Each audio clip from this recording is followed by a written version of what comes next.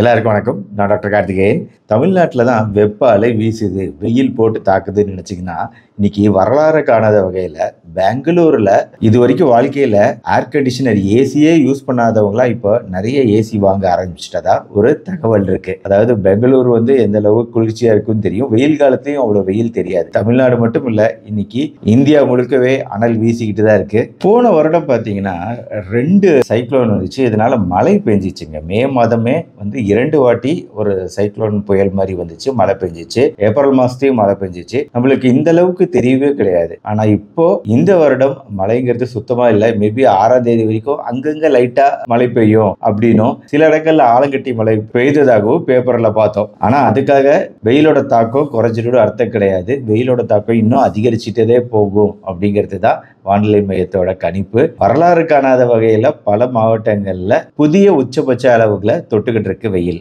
இன்னைக்கான வீடியோவில் இந்த வெயில் காலத்தை எதிர்கொள்ள காலையில எந்திரிச்சது முதல் இரவு தூங்க போகும் வரை என்னென்ன விஷயங்கள் செய்யலாம் இந்த கோடை காலத்தில் அப்படிங்கிறத தான் இந்த வீடியோவில் பார்க்க போகிறோம்.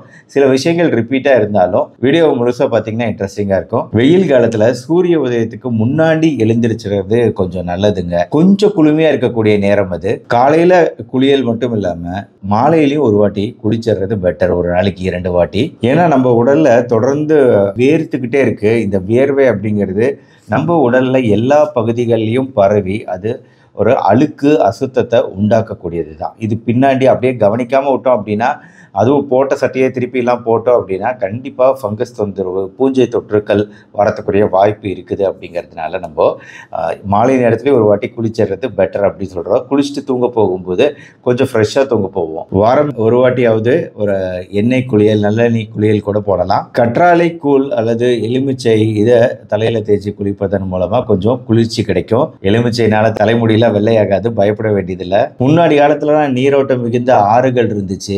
அந்த ஆறுகளில் போய் குளிச்சு அந்த வெப்பத்தை தணிச்சுக்கிட்டாங்க அந்த காலத்தில். இப்போ எந்த ஆறுலையுமே தண்ணி இல்லை. வெயில் காலத்தில் உணவு முறை பொறுத்த வரைக்கும் காரம், புளிப்பு அதிகம் உள்ள உணவுகள், எளிதில் ஜீரணமாகாத உணவுகளை தவிர்க்கிறது பெட்டர். அசைவ உணவுகள், எண்ணெய் பதார்த்தங்கள், புளிக்குழம்பு, பல விஷயங்களை நம்ம இந்த நேரத்தில் தவிர்க்கிறது நல்லதுங்க நம்ம உடம்புக்கு. நீர்க்காய்களான சுரைக்காய், பீர்க்கங்காய், பூசணிக்காய், புடலங்காய், வாழைத்தண்டு, முள்ளங்கி போன்ற காய்கறிகளை அதிகமாக சேர்த்துக்கணுங்க. ஏன்னா இந்த காலத்தில் நம்மளுக்கு நீர் தேவை அதிகமாக இருக்குது. வாழைத்தண்டு, முள்ளங்கி இதெல்லாம் சிறுநீரகத்தில் கற்கள் உண்டாக்கான சான்சஸ் அதிகமாகுது. இதை கொடுத்து நான் நாளைக்கு இன்னும் விலாவரியாக பேசுகிறேன்.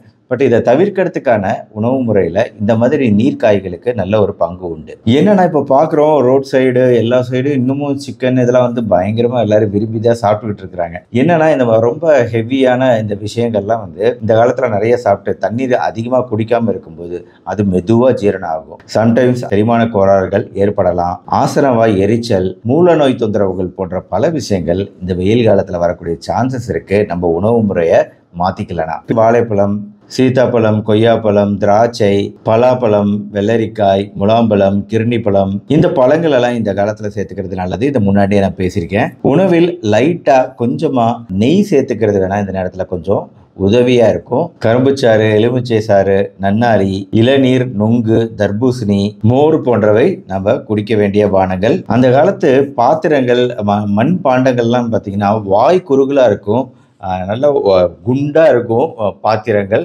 வாய் மட்டும் குறுகலா இருக்கும். இந்த ஒரு அமைப்பு அப்படிங்கிறதே உள்ள இருக்கக்கூடிய நீரை குளிர்ந்த நிலையில தக்க வைக்கக்கூடிய ஒரு விஷயம். இந்த மாதிரி மண்பாண்டங்கள் நீரை குளிர்விக்க நம்ம பயன்படுத்துறது பெட்டரு. ஃப்ரிட்ஜு அப்படிங்கிறது அதில் இருக்கக்கூடிய நீரை குடிக்கிறதுங்கிறது நல்லது கிடையாது. ப்ளஸ் அது நம்ம தாகத்தை அதிகப்படுத்திக்கிட்டே இருக்க மாதிரி இருக்கும், தாகம் தணிஞ்ச மாதிரியும் இருக்காது. ஃப்ரிட்ஜில் ஓவர் கூலிங் ஆயிடுச்சு அப்படின்னா அது நம்ம தொண்டையில் அலர்ஜியை உண்டாக்கலாம். சில பேருக்கு தலைவலிகள் கூட வரும். அதனால ஃப்ரிட்ஜ் தண்ணீரை நம்ம அவாய்ட் பண்ணிக்கலாம் முடிஞ்ச அளவு. பானை தண்ணீரில் குடிக்கும்போது அதில் நம்ம நன்னாரி வேர், வெட்டி வேர் போன்ற விஷயங்கள் பானை தண்ணீரில் போட்டு வைக்கிறது அப்படிங்கிறது நம்மளுக்கு உடலுக்கு நிறைய மினரல் சத்துக்கள், சுவையும் சேர்த்து தரக்கூடியதாக இருக்கும். இந்த வேர்கள் ஊற வைக்கப்பட்ட நீரை வடிகட்டி குடிக்கிறது நம்மளுக்கு நல்லது. இந்த வெயில் காலத்தில் நம்மளுக்கு இந்த ஜீன்ஸ் பேண்ட் அப்படிங்கிறதுலாம் சுத்தமாக தேவையில்லாத ஒன்று தான் நினைக்கிறேன். நானே தெரியாமல் ஒரு தடவை வெளியில் போகும்போது போட்டுட்டு போயிருந்தேன், ரொம்ப சிரமப்பட்டுட்டேன். மிகவும் இறுக்கமான உடைகள் அணியிறது இந்த காலத்தில் கண்டிப்பாக தவிர்க்கணும். காட்டன், கதர ஆடைகள் என்றைக்குமே பெஸ்ட்டு. அந்த காலத்தில் வெயிலில் நடந்து போகிறவங்களும் சரி, உழைக்கும் விவசாயிகளும் சரி, ஒரு வித்தியாசமான முக்கியமான ஒரு விஷயத்தை பயன்படுத்தினாங்க. தலையில் ஆவாரம் இலையும் பூவும் அணியிறது அப்படிங்கிற அந்த விஷயம், பெண்களா இருந்தா இதை கட்டிக்கிறது, ஆண்களா இருந்தா அதை முண்டாசுக்கு அடியில வச்சுக்கிறது. இந்த மாதிரி பண்ணி அவங்க தலையில இறங்கக்கூடிய வெப்பத்தை தணிக்க இந்த மாதிரி உத்திகள் எல்லாம் பின்பற்றினாங்க. இப்பயுமே நைஸா நம்ம இதை பண்ணலாம். வெயில்ல தொப்பி அணிஞ்சிட்டு போறாங்க அப்படின்னா தொப்பிக்க உள்ளார இந்த ஆவாரம் பூ இலை, வேப்ப இலைகள் உள்ள இருந்துச்சு அப்படின்னா உண்மையிலேயே ஒரு டிஃபரன்ஸ் தெரியும். வேணா ட்ரை பண்ணி பாருங்க. இந்த ஆவாரை தலைப்பாகை அப்படிங்கிறது உடலில் உண்டாகக்கூடிய உஷ்ணத்தை குறைக்கக்கூடியதா இருக்கும். தலைவலிகள் வராது. அப்படி இல்லைன்னா அட்லீஸ்ட் குடையாவது எடுத்துட்டு போகணும். மழை காலத்துல தான் குடையை பயன்படுத்தணும் அப்படின்னு கிடையாது. வெயில் காலத்துல கட்டாயம் பயன்படுத்த வேண்டிய, எளிமையா பயன்படுத்தக்கூடிய ஒரு விஷயம் குடை. தலை மட்டும் இல்லாம மொத்த உடல் பகுதியவும் நம்ம வெயில்ல இருந்து பாதுகாத்துக்கலாம். அப்பயும் அனல் காற்று வீசதான் செய்யும். இருந்தாலும் 75% நம்மளால அந்த உடல் உஷ்ணத்தை குறைச்சிக்க முடியும் நேரடி சூரியனோட வெப்ப கதிர்கள்ல இருந்து. இந்த வெயில் காலத்துல பகல் நேரத்துல தூங்க முடியாது. அப்படி தூங்கும் பழக்கம் இருந்தாலும் பகல் நேரத்துல தூங்குறது அவாய்ட் பண்ணிக்கங்க. மெத்தை அப்படிங்கிறதும் ரொம்ப சூடாதான் ஆகும்.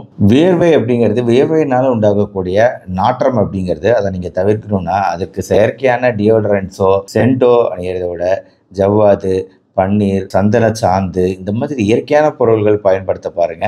எவ்வளவுதான் துவைச்சாலும் அந்த துணியில நாற்றம் அப்படிங்கிறது போகாதில்ல. இன்னைக்கு நம்ம இந்த துணிகள்ல இருக்கக்கூடிய நாற்றத்தை போக்க நம்ம அதுக்குரிய வாசனை விஷயங்கள்லாம் நம்ம அப்படியே துவைக்கும் போது அதுலயே தண்ணீர்லயே கலந்து பயன்படுத்துறோம். ஆனா அந்த காலத்துல புகையூட்டி, அதாவது ஆடைகள் மேல புகை, அது எந்த புகை அப்படின்னா அகிர்கட்டை அப்படிங்கிற இந்த அகிர்கட்டைய எரிச்சு அந்த புகையை உருவாக்கி அதை இந்த ஆடைகள் மேல படும்படி செய்வதன் மூலம் அந்த ஆடைகள் நறுமணம் மிக்கதா ஆவதாக இந்த மதுரை காஞ்சி நூல்ல குறிப்பிடப்பட்டிருக்கு. இன்னைக்கு நம்ம ஏசி பயன்படுத்துறோம். ஆனா அந்த காலத்துல தென்னை ஓலையில பனை ஓலை தட்டி இதை அமைத்து அதுல வெட்டி வேர், வேப்ப இலை, புங்க இலைகளை சொருகி வைத்து அதுல நீர் தெளித்து இயற்கையான ஏர் கண்டிஷனை உருவாக்கி பயன்படுத்தி வந்திருக்கிறாங்க அந்த காலத்துல. ஆனா இன்னைக்கு ஏசியோட பயன்பாடு, உபயோகம் அப்படிங்கிறது பல மடங்கு ஆகி போச்சு. ஏசியினால் உண்டாகக்கூடிய நோய்கள் சிலது இருக்குங்கிறத மனசுல வச்சுக்கிட்டு அளவா பயன்படுத்தணும். ஏசி மிக அதிகமா இருந்தோம் அப்படின்னா ஏற்கனவே நான் சொல்லியிருக்கேன், தோல் வறட்சி,